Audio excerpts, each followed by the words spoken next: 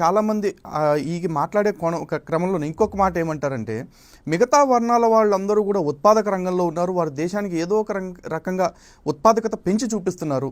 కానీ బ్రాహ్మణులు ఎప్పుడు కూడా కబుర్లు చెప్పడం లేదంటే వేద పట్టణం అని చెప్పేసి మాటలు చెప్పడం తప్ప వీళ్ళు చేసింది ఏంటి? ఉత్పాదక రంగంలో వీళ్ళ పాత్ర ఏమిటి? ఉత్పాదక రంగంలో బ్రాహ్మణుడు లేడు అనేది చాలా పొరపాటు అండి. కృషీవలులై కృషి చేసినటువంటి బ్రాహ్మణులు ఇప్పుడు ఆయన చెప్తూ అద్భుతంగా ఏం చెప్తారండి, బాల రసాల సాల నవపల్లవ కోమల పోతన గారు చెప్పిన మాట, కావ్యకన్యకన్ కూలలకిచ్చ పరుపు కూడు భుజించుట కంటే సత్కవుల్ హాలికులైననేమి. సత్కవులు దున్నుకుంటూ హాయిగా వచ్చే ధనంతో బతికితే చాలు కదా, ఎవడికో అమ్ముకొని వచ్చే డబ్బు. అంటే పోతన గారు వ్యవసాయం చేస్తున్నారనే దాని అర్థం. వ్యవసాయం బ్రాహ్మడు చేయలేదని ఎవరు చెప్పారు మీకు? ఉత్పాదన రంగంలో లేడని యజ్ఞోపవీతాలు నేర్చుకుంటారు, వాళ్ళ ఒంటి మీద వస్త్రాలు వాళ్లే వేసుకుంటారు, వాళ్ళ ఇళ్లల్లో మందిరాలకి సున్నాలు వాళ్ళు కొట్టుకుంటారు. వాళ్ళు ఏమి ఉత్పాదన అంటే మీ ఉద్దేశంలో ఇప్పుడు ఫర్ ఎగ్జాంపుల్ లెక్చరర్స్ ఉన్నారండి, లెక్చరర్స్ అనేటటువంటి వాడు ఉత్పాదన చేస్తాడా, పాఠాలు చెప్తాడా? పాఠం చెప్పేవాడు ఉత్పాదన చేస్తున్నట్టా చేయనట్టా? ఉత్పాదన ఏం చేస్తున్నాడు వాడు? ఇంటలెక్ట్ అనేటటువంటిది ఉత్పాదన చేస్తున్నాడు ఈ సమాజానికి. ఇప్పుడు ఒకవేళ మీరు చెప్పినటువంటి ఈ సమాజము, ఈ కులాలన్నీ బ్రాహ్మడే సృష్టించాడు అందరు అన్నట్టుగానే అన్నప్పుడు మిగతా కులాలలో అందరూ వృత్తులుగా చేస్తున్నటువంటి పనులు సృష్టించిన వాడే అప్పచెప్పాలిగా, సృష్టించిన వాడే దాన్ని చెప్పాలిగా. వాళ్ళకి ఆ ఇంటలెక్ట్ని అందిస్తున్నాడా, దానికి అవసరమైనటువంటి జ్ఞానాన్ని అందిస్తున్నాడా? నాయన ఇగో ఈ సమయంలో నువ్వు చక్కగా ఈ విత్తనాలు చల్లుకో, ఈ సంవత్సరం ఈ పంట పండుతుంది, ఈ కందులు ఇవి వస్తాయి, గ్రహస్థితి ఇలా ఉంది, ఇక్కడ ఉన్నప్పుడు ఇదిగో ఇది వస్తుంది అని వాడు ముందు చెప్తున్నాడుగా. బ్రాహ్మణుల దగ్గరికి అందరూ వెళ్ళి తీసుకొని దానికి తగ్గట్టుగానే వ్యవసాయం చేసేవాళ్ళు, దాని ఉత్పత్తులన్నీ ఇచ్చేవాళ్ళుగా. ఇప్పుడు అది ఇంటలెక్ట్ కాదా? ఇంటలెక్ట్ అనేటటువంటిది ప్రొడక్షన్ కాదా? ఇవాళ మీకు చెప్పేటటువంటి మేధావులందరూ కూడా ఈ ప్రశ్నించే వాళ్ళలో చాలామంది వాళ్ళెవరు ఏం ప్రొడక్షన్ చేయట్లేదే. వాళ్ళు చేస్తోంది ఏమిటి? ఎక్కడో టీచింగులు చేయటము, లేదు ఇంకో కాలేజీల్లో చెప్పడం. ఇప్పుడు వాడు ఉత్పాదన చేయలేదని నేను గొడవ చేయట్లా. ఎందుకు చేయట్లేదు?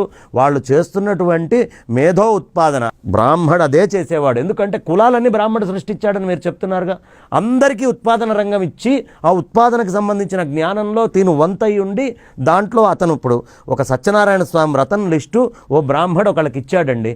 ఈ ఇచ్చినప్పుడు ఆ లిస్టులో మీకు కమ్మరి వాళ్ళ పని ఉంది, కుమ్మరి వాళ్ళ పని ఉంది, అందులోనే మేదర వాళ్ళ పని ఉంది, అందులోనే మన విశ్వబ్రాహ్మణుల పని ఉంది, అందులోనే కృషికి సంబంధించినటువంటి రైతు యొక్క పని ఉంది, అందులోనే మీకు చక్కగా మన ఈ రకరకాలైనటువంటి వస్తువుల్ని దేవతామూర్తుల్ని తయారు చేసేటటువంటి శిల్పకారుల పని ఉంది, చిత్రకారుల పని ఉంది.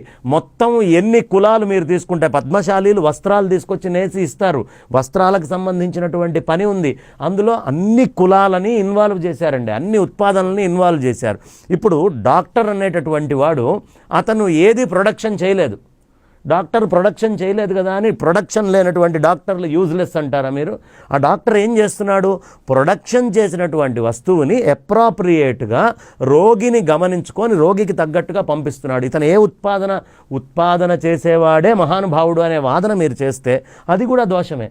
కాబట్టి జ్ఞానము అనేటటువంటిది సెగ్రిగేట్ చేస్తున్నాడు. ఇంకొక గొప్ప విషయం, ఉత్పాదనలో కూడా వాళ్ళు ఉన్నారు. ఇప్పుడు చాణక్యుల వారు ఒక అద్భుతమైనటువంటి అర్థశాస్త్ర గ్రంథాన్ని రాశాడు.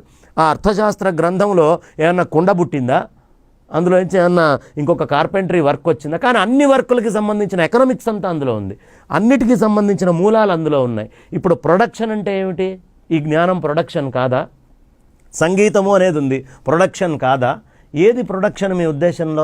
కాబట్టి ప్రొడక్షన్ అంటే ఏంటో తెలియనటువంటి మేధావులు, ఏమాత్రము దాని మీద అవగాహన లేనటువంటి మేధావులు ఎవరు ఈ సమాజం లోపల ఎప్పటికప్పుడు విచ్ఛిన్నకరంగా చేసి ఈ విదేశీ కుట్రలు ఏవైతే ఉంటాయో ఆ భావజాలాలన్నీ తీసుకొచ్చి ఈ మతాన్ని, ఈ ధర్మాన్ని సర్వనాశనం చేయాలని, ఎక్కడికక్కడ విచ్ఛిన్నం చేయాలనుకుండే దుర్మార్గపు ఆలోచనలు ఉన్నటువంటి వాళ్ళ బుద్ధి యొక్క వక్రమైనటువంటి మార్గం తప్ప ఇక్కడ జరిగేటటువంటి వక్రాలు ఏం లేవు. ఇంత మీరు చెప్పినటువంటి కులాలు సృష్టించిన వీళ్ళెవరూ కూడా ఆర్థికంగా సంపన్నులై లేరు. ఏనాడు వాళ్ళు ఎప్పటికప్పుడు భోజనం గురించే వెతుక్కుంటూ, ఎప్పటికప్పుడు తపస్సు గురించి, నీ ఇంద్రియాలు నిగ్రహణ చేసుకోరా, నువ్వు ఇంద్రియ నిగ్రహణతో ఉండాలి అని ధర్మాలు చెప్తూ కుటుంబ వ్యవస్థని కాపాడుతూ ప్రపంచంలో ఎక్కడా లేనటువంటి కుటుంబ వ్యవస్థని ఈ భారతదేశంలో నెలకొల్పారు. ఒకవేళ సమాజం నెలకొల్పింది బ్రాహ్మడే అంటే నేను గర్విస్తున్నా. నా దృష్టిలో కాదు, కానీ అయినప్పటికీ మొత్తం బ్రాహ్మడే మీరు చేశాడు ఈ కుల వ్యవస్థని అంటే, ఈ కులాల్లో బంధువర్గాలు, బంధుత్వాలు ఎలా బతకాలి, ఒకళ్ళతోటి ఒకళ్ళు ఎలా ఉండాలి, కుటుంబ వ్యవస్థ ఎలా ఉండాలి, ఇదంతా ఒక చాలా గొప్ప క్రెడిట్ ఇస్తున్నారు మీరు బ్రాహ్మణులందరికీ. కాబట్టి అందులో ఉన్న గొప్పతనాలను అర్థం చేసుకోండి. స్వామి, ఇక్కడ జ్ఞానము లేదంటే సమాజాన్ని కాపాడటం అనే 2 టాపిక్లు తీసుకొచ్చారు కాబట్టి దానికి సంబంధించి ఒక క్వశ్చన్ అడుగుతున్నాను.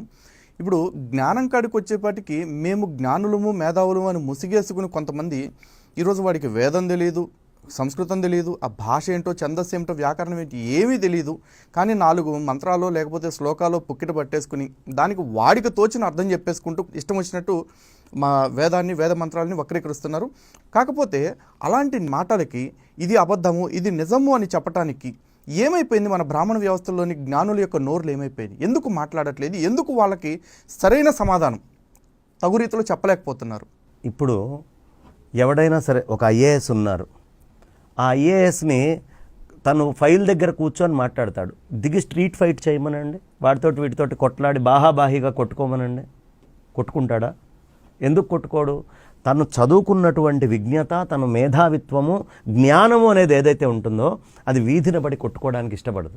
అంటే నిజం జ్ఞానుల మధ్య ఆగుతుంది, అబద్ధం అట్టడుగు వారి దగ్గరకు కూడా వెళ్తుంది. మరి అసలు అట్టడుగు ఎవరు లేరండి, ప్రతి వాళ్ళకి జ్ఞానం ఉంది. జ్ఞానం లేని, నా దృష్టిలో అట్టడుగు అనేది లేదు, అందరి లోపల జ్ఞానం ఉందండి.